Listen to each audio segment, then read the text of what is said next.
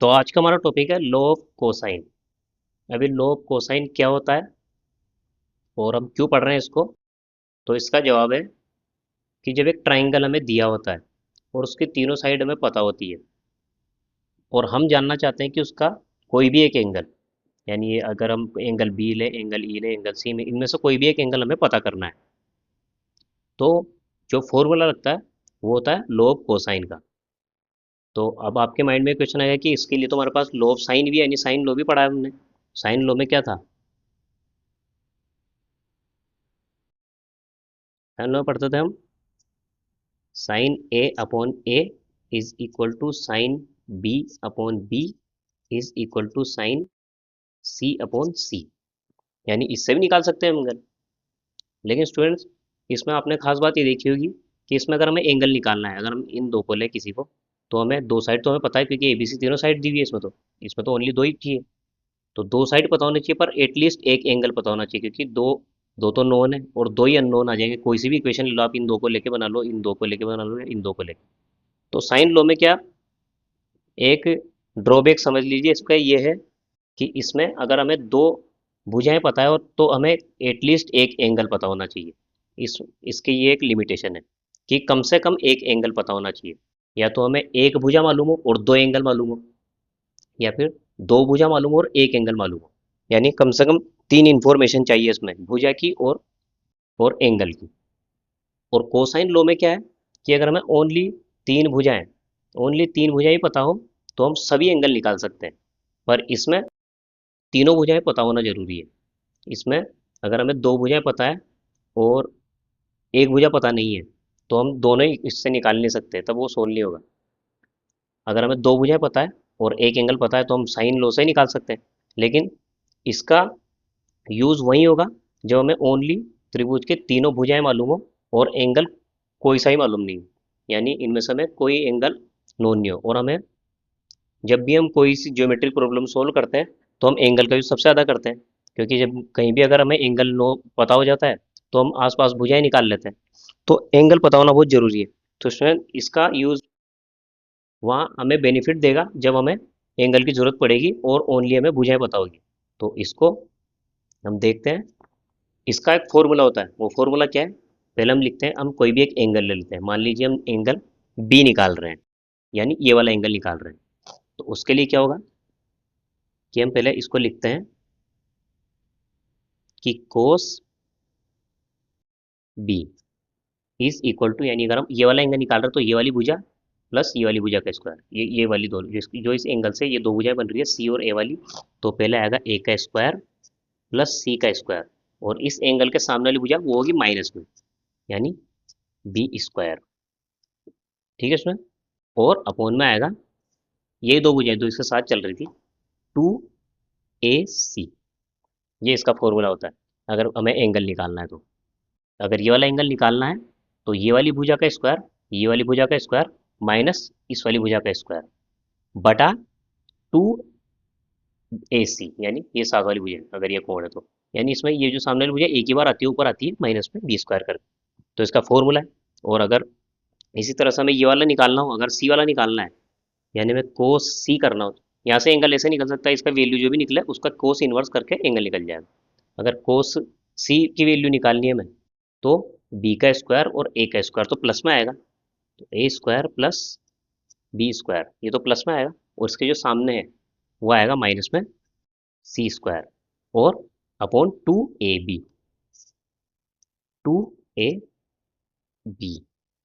Upon two A B. और अगर इसी तरह मैं अगर ये वाला निकालना हो, और इसमें हम ये भी यूज़ कर सकते हैं, अगर हम तीन बार नहीं लगाना है तो अगर हमें दो वैल्यू अगर हमें मालूम पड़ जाए बी की और सी की, तो हम ए की वैसे भी निकाल निकाल सकते हैं, क्योंकि ए प्लस बी प्लस सी यानी कोण ए प्लस बी प्लस सी बराबर 180 होता है। तो 180 में से माइनस कर लेंगे तो सी, इसकी वैल्यू निकल जाएगी कोण ए की, क्योंकि बी और सी की हमने निकाल ली। और अगर आपको अलग अलग निकालनी हो तो अलग अलग फॉर्मूला लगा सकते हैं, सी के लिए भी ऐसे ही निकाल सकते हैं, यानी ए के लिए भी ऐसे निकाल सकते हैं, सॉरी। तो कोस अगर ए के लिए निकालें, एंगल ए के लिए निकालेंगे तो बी वाली भुजा और ये सी वाली भुजा, यानी बी का स्क्वायर प्लस सी का स्क्वायर माइनस इसका स्क्वायर माइनस ए का स्क्वायर अपॉन में वापस टू बी सी। तो इस तरह से ये इसके फॉर्मूले होते हैं लॉग कोसाइन के। अब ये फॉर्मूले मिले कैसे हमें, इसका हम डेरिवेशन देखेंगे, और वही हमारा पर्पज़ है इस टॉपिक को पढ़ाने का। और सबसे पहले हम स्टार्ट करें उससे पहले हम इस ट्राइंगल को देखते हैं। मैंने यहाँ बनाया है, पहले ट्राइंगल बनाया था ए बी सी, और उसको नाम दिया मैंने, जो एंगल ए था उसके सामने वाली भुजा को ए नाम दिया, और जो एंगल बी था उसके सामने वाली भुजा को बी नाम दिया, और जो सी था उसके सामने वाली भुजा को सी नाम दिया। और आपको इसी सीक्वेंस में इसको बनाना है और इसी सीक्वेंस में याद रखना है, क्योंकि आपके बहुत जगह पे जब भी फॉर्मूला आएगा तो इसी सीक्वेंस में आपको ट्राइंगल भी बनाना है और इसी सीक्वेंस में याद करना है, क्योंकि बुक्स में भी आपके इसी तरह से है। और इससे क्या, एक ट्रिक भी बन जाती है याद करने की, तो याद करने में आसानी भी होती है। तो आपको सबसे पहले इस ट्राइंगल को इसी फॉर्म में याद रखना होगा, ठीक है स्टूडेंट। तो इसके बाद हम आगे बढ़ते हैं, इसकी डेरिवेशन करते हैं। तो डेरिवेशन क्या है, लॉग कोसाइन की। तो स्टूडेंट्स हमें इसका एंगल निकालना है, एक एंगल ले लेते हैं यहाँ से। मान लीजिए कि हम बी के लिए करते हैं, हमें एंगल बी निकालना है। तो हम क्या करेंगे, तो हमने शुरू से हमने पढ़ा है, जब भी हम एंगल निकालते थे तो हम एक इसी तरह का ट्राइंगल यूज में लेते थे, जिसमें एक तो कम से कम 90 डिग्री होता था, ये 90 डिग्री होता था। अगर इसको ए बी सी नाम देते कुछ भी, तो इसको कैसे निकालते थे, हमने साइन और कोसाइन सारे हमने रेशियो पढ़े हुए हैं। यानी अगर साइन थीटा इसके लिए देखें, अगर इसको थीटा मान लें, अगर साइन थीटा, तो साइन थीटा बराबर क्या होगा, A B by A C, A B by A C यानी लंब बटे कर्ण, यानी ए बी बाई ए सी। तो यहाँ से इसका रेशियो अगर हमें पता हो तो हम यहाँ से थीटा निकाल लेते थे। तो सबसे सिंपल हमारे लिए होता था कि हम इनके इसमें से अगर हमें एक 90 डिग्री का ट्राइंगल मिल जाए तो हम कुछ कर सकते हैं उसमें आगे। इसी तरह का अगर हम कोस में, अगर कोस थीटा निकालें इसके लिए, तो होगा बी सी बाई ए सी, अगर ये थीटा माना हम। तो साइन थीटा कोस थीटा हम ऐसे कर सकते, हम ऐसे इस तरह से एंगल निकाले हमने बहुत बार। तो अगर यहाँ इस तरह का हम रचना करके, अगर हम इस तरह का हम 90 डिग्री एक एंगल बनाए यहाँ पे, तो हम कुछ कर सकते हैं इसमें आगे। तो हम एक लाइन खींचते हैं ए से, इस पर लंब डालते हैं बी सी पर, तो हमें एक ट्राइंगल मिलेगा। तो हम फिर उसके ऊपर करते हैं, इसको देखते हैं। तो हमने यहाँ रचना की है कि यहाँ कि हमने ए से इस बी सी पर एक लंब डाला, यानी समकोण त्रिभुज बनाने की हमने कोशिश की है। क्योंकि समकोण त्रिभुज में हम पाइथागोरस भी लगा सकते हैं, और हम एंगल भी इसके आसानी से मतलब इसमें कैलकुलेशन कर सकते हैं। तो हमने सबसे पहले ये वाली अप्रोच करी कि हमने ए से बी सी पर एक लंब डाला। तो अब हम पाइथागोरस प्रमेय अप्लाई करते हैं सबसे पहले, और उसके लिए होता है कि अगर हमें ए डी चाहिए, ए डी, तो पाइथागोरस थ्योरम हम यहाँ लिख देते हैं।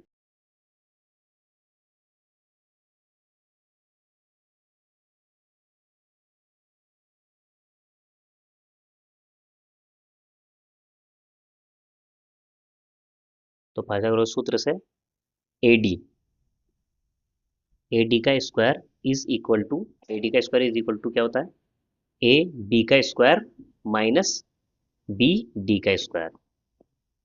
तो ये होगा ए बी का स्क्वायर माइनस बी डी का स्क्वायर। ठीक है, ये हमने लिख लिया।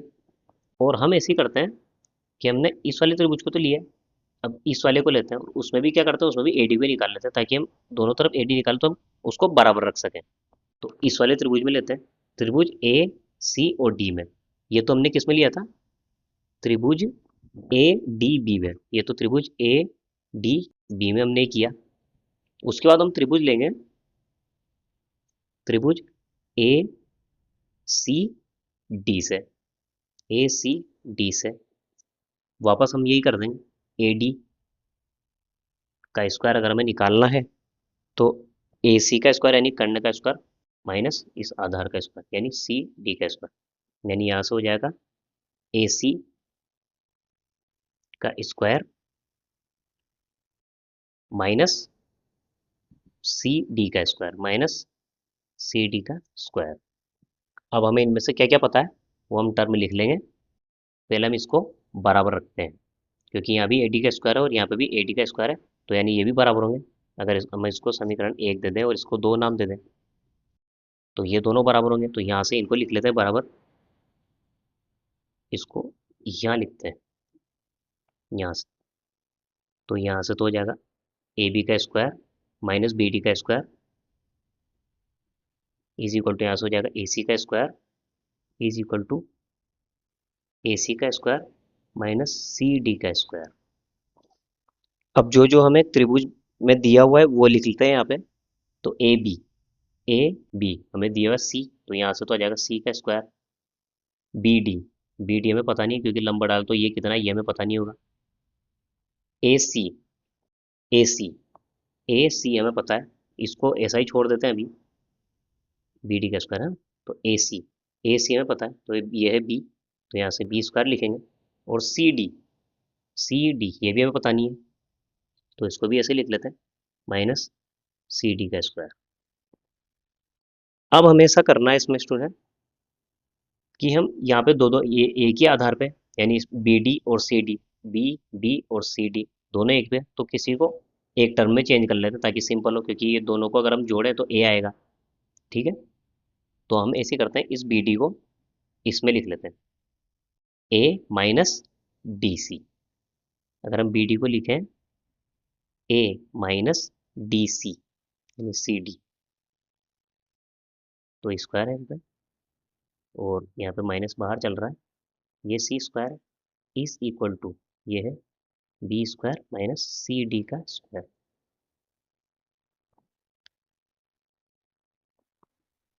ठीक है, यहाँ से हमने बी डी को किया ए, यानी ये बी से सी तक ए में से कौन सा घटाया, ये वाला सी डी।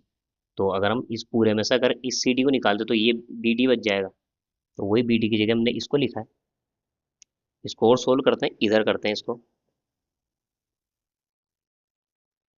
इसको खोल लेते हैं, इसको सोल्व करते हैं। यहाँ बाहर तो इधर सी स्क्वायर है और माइनस है, और सर ब्रैकेट स्टार्ट करेंगे, इसका होल स्क्वायर खोलेंगे तो ये बनेगा ए स्क्वायर प्लस सी डी का स्क्वायर माइनस टू ए, है ना, और इसको इंटू करके लिखते हैं क्योंकि सी ए इसमें मालूम नहीं पड़ेगी, इंटू ए इंटू सी डी।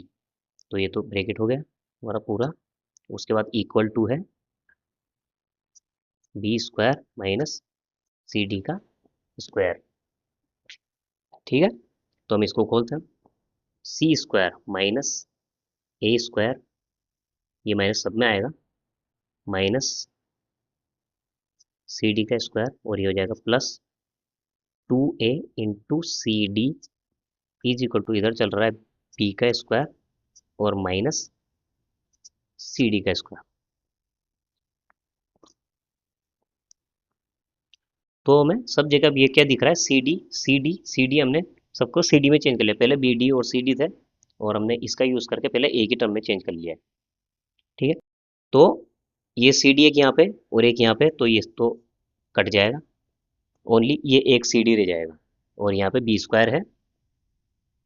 हम ऐसे ही करते हैं, ये टू ए सी डी को यहीं रहने देते हैं, इसको उधर ले जाते हैं, तो इधर तो बचेगा टू ए सी डी, इस सी डी को इंटू करके लिखते हैं क्योंकि ये अलग दिख रहा है, two A into C D, two A into C D, इधर बी स्क्वायर है, तो इधर वाली टर्म इधर जाएगी, तो इक्वल टू के इधर पहले से इधर तो बी स्क्वायर है और इधर से आएगा तो ये ए स्क्वायर तो इधर प्लस में हो जाएगा और ये सी स्क्वायर माइनस में हो जाएगा। अब सी डी है, इस सी डी को हम और क्या लिख सकते हैं, अगर हम इधर से देखें ये सी डी, तो इसको लिख सकते हैं बी कोस थीटा, यानी ये हो जाएगा ये कोण एंगल सी। ठीक है, हमने अगर मैं इधर बनाऊं, इसको इधर लिखता हूं मैं, तो मैंने त्रिभुज ये वाला ए डी सी को इधर बनाया है और इस वाले एंगल को मैंने थीटा नाम दे दिया है। तो अगर हम सी डी बाय ए सी डी बाय ए सी, तो ये किसके बराबर आएगा, कोस थीटा के बराबर आएगा। तो यहाँ से सी डी बराबर क्या हो जाएगा, सी डी बराबर होगा ए सी कोस थीटा। तो यहाँ से क्या होगा, ये ए सी इधर जाएगा तो ए सी कोस थीटा, तो यहाँ से हमें सी डी की वैल्यू क्या मिलेगी, ए सी कोस थीटा, और ए सी क्या है हमारे पास बी है, क्या है ये ए सी ही बी है। हमें सी डी मालूम करना है, सी डी यहाँ से ए सी कोस थीटा आएगा, ए सी ही बी है तो यहाँ हो जाएगा बी कोस थीटा। यहाँ पे लिख लेते हैं इसको, सी डी बराबर आ जाएगा बी कोस थीटा।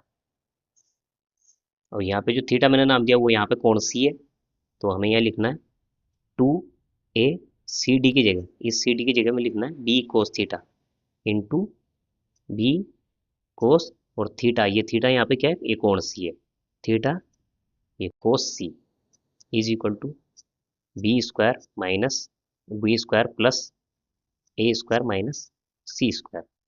तो यहाँ से कोस थीटा बराबर ये सारी टर्म इधर आ जाएगी, इसको लिखते हैं, इधर लिखते हैं, तो इसको इधर लिखेंगे, ये बी कोस थीटा इधर रह जाएगा, ये 2a इसके नीचे जाएगा, तो ओनली इधर रह जाएगा बी कोस सी, ये बी भी जाएगा इधर ही, इस बी को भी हटा देते हैं यहाँ से, ओनली कोस सी लिखते हैं, cos C is equal to B square plus A square, B square plus A square minus C square upon ये जो 2ab, ये इधर था, ये इधर जाके बटा में आ जाएगा, तो इधर आएगा 2ab, और ये लोग कोसाइन है, यानी अगर हमें तीनों भुजाएं पता, अब इधर देखिए इसमें ए बी सी ये सारी भुजाएं जो दी हुई है, और इधर भी भुजाएं, यानी इन तीनों भुजाओं के कॉम्बिनेशन अपने ये वाला फॉर्मूला अगर लगाएं तो उससे कोस सी की वैल्यू निकल जाएगी, यानी ये एंगल का कोस सी निकल जाएगा, इसको कोस इनवर्स करके हम सी की वैल्यू निकाल लेंगे, यानी हमें एंगल पता हो जाएगा।